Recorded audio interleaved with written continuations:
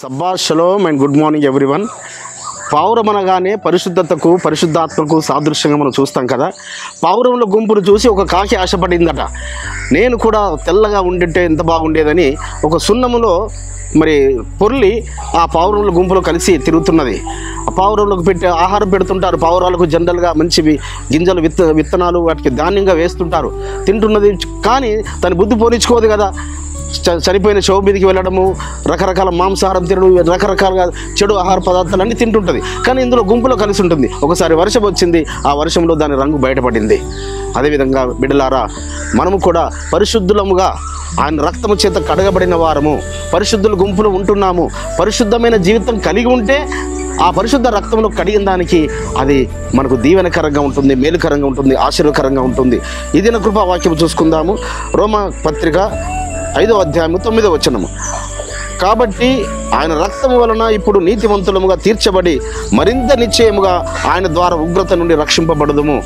ఆ కాకి ఏం భావించింది? నేను పరిశుద్ధంగా ఉంటానని భావించింది, పవిత్రంగా ఉంటానని భావించింది. కానీ తన ఘటమును కాపాడుకోలేకపోయింది.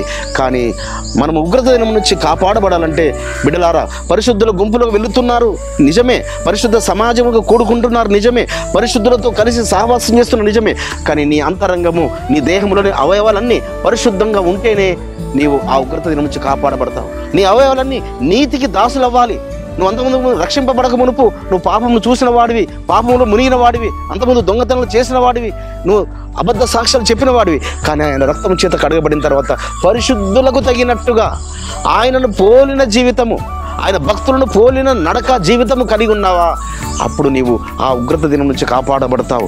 నువ్వు ప్రతి విశ్రాంతి దినమున వెళ్ళి, ప్రతి పండుగలలో నువ్వు ఆరాధించి, ప్రతి నెలపొడుపులో ఆయన ఆరాధించి, పరిశుద్ధ గ్రంథాన్ని దినదినము ధ్యానిస్తూ దాన్ని మరి ఆరాధిస్తూ నువ్వు ఉంటున్నప్పటికీ నీ యొక్క దేహములోని నీ ఆలోచనలు, నీ తలంపులు, నీ హృదయము పరిశుద్ధంగా ఉంటే ఉగ్రత దినం నుంచి నువ్వు ఎక్కడున్నా తప్పించబడతావు. ఏ దేశంలో ఉన్నా నువ్వు పరిశుద్ధుల మధ్యలో లేకపోయినప్పటికీ నువ్వు తప్పించబడతావు. ఆ ఉగ్రత దినమున ఆయన రాకడలో ఎత్తబడతావు. కాబట్టి ఎత్తబడే గుంపులు ఉండడం కొరకు మనకును ఆయనకును లింకు సుమా. కాబట్టి ఆయనకు లింకు మనకంటే ఆయనను పోలిన జీవితము. అపోస్తలుడు పౌలు గారు అంటారు కదా, నేను మెస్సయ్యను పోలి నడుచుకున్నాను, మీరు నన్ను పోలి నడుచుకోనమని. కాబట్టి ఆ భక్తులను పోలి నడుచుకుందాము, పరిశుద్ధుల గుంపులో ఉందాము.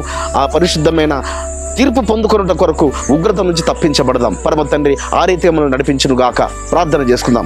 పరిశుద్ధుడమైన తండ్రి, అబ్రహాం, ఇస్సాకు, యాకోబులు, ఎలోహిం, ఉగ్రత దినం నుంచి మేము తప్పించబడాలంటే పరిశుద్ధ రక్తంలో కడగబడిన మేము పరిశుద్ధ జీవితాలు కలిగి ఉండాలని మీరు మీ దినమున మాతో మాట్లాడిన మాట బట్టి స్తోత్రములు చెల్లిస్తూ యెహోవా మెస్సీయ నామమున స్తుతించి ప్రార్థించి వేడుకుంటున్నాం పరమ తండ్రి. ఆమేన్. మన పరలోకపు తండ్రియు, రక్షకుడును, విమోచకుడును, నజరేయుడైన యెహోవా మెస్సీయ వారి సముఖం నుంచి మీకు, మీ కుటుంబాలకు, మీ వంశాలకు శాంతి, సమాధానం, కృపయు మెండుగా కలుగునుగాక. ఆమేన్.